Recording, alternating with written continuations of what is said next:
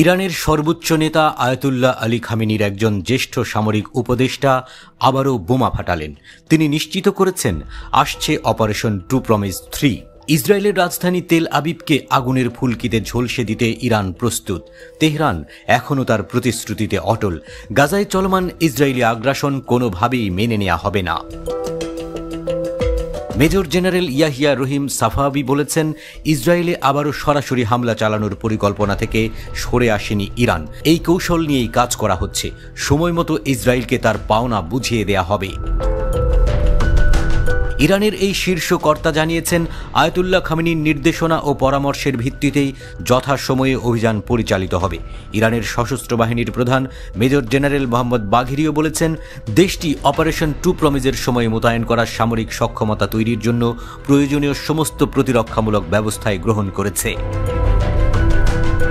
2024 সালে Iran operation true promise 1 ও 2 নামে দুটি অভিযান পরিচালনা করে। এতে শত শত ক্ষেপণাস্ত্র দিয়ে ইসরায়েলে সরাসরি হামলা চালানো হয়। ইসরায়েলও অবশ্য ইরানে পাল্টা হামলা চালিয়েছিল। দুই দেশই তাদের ক্ষয়ক্ষতির পরিমাণ সে সময়ে সামনে আনেননি।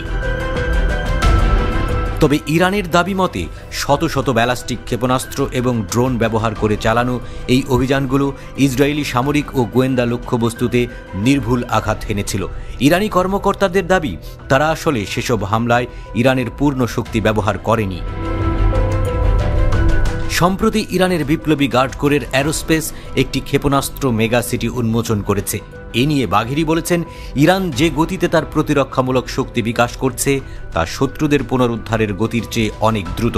তার দাবি, প্রতিরোধের মুখে ইসরায়েলি শাসনের থিঙ্ক ট্যাঙ্ক ব্যর্থ হয়েছে।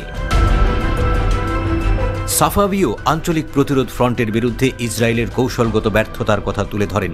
তিনি বলেন, তেল আবিবের এই অঞ্চলের প্রতিরোধ আন্দোলনগুলিকে ভেঙে ফেলার চেষ্টা করতে গিয়ে নিজেরাই ভাঙন আর বিপর্যয়ের মুখে পড়েছে। তিনি বলেছেন, ইহুদিবাদী শাসক গোষ্ঠীর থিঙ্ক ট্যাঙ্ক প্রতিরোধ ফ্রন্টকে উৎখাত করতে ব্যর্থ হয়েছে।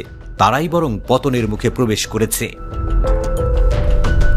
সাফাবি প্রতিরোধ ফ্রন্টের সাহসী যোদ্ধাদের অভিযানকে কয়েক দশক ধরে ইহুদিবাদী অপরাধের উপর সবচেয়ে বড় আঘাত বলে উল্লেখ করেছেন। তিনি বলেছেন, অভিযানের পরে গাজার বিরুদ্ধে শুরু হওয়া গণহত্যার যুদ্ধে অবকাঠামো ধ্বংস এবং হাজার হাজার নিরীহ ফিলিস্তিনিকে হত্যা করা সত্ত্বেও ইসরায়েল প্রতিরোধ গোষ্ঠীকে শেষ করতে পারেনি। তিনি মনে করছেন, অচিরেই ইসরায়েল পরাজিত হবে।